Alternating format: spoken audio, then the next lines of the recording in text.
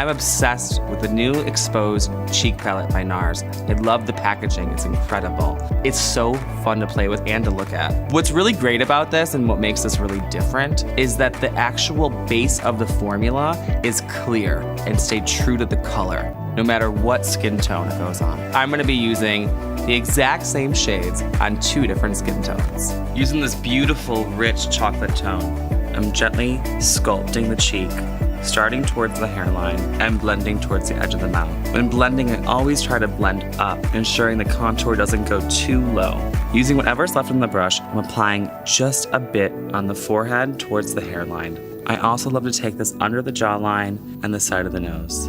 Taking the lightest color in the palette, I'm highlighting the high points of the cheekbone and adding a bit of brightness in the center of the face. So I'm not only going to apply this on the cheeks, I'm also going to apply this a little bit down the center of the face, focusing on the nose and the cupid's bow. I'm using the satin fuchsia shade to add a pop of color on the apples of the cheek.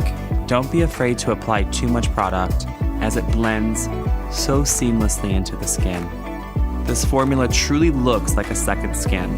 For added intensity, I'm using my finger to apply the highlighter to the highest points of the cheek.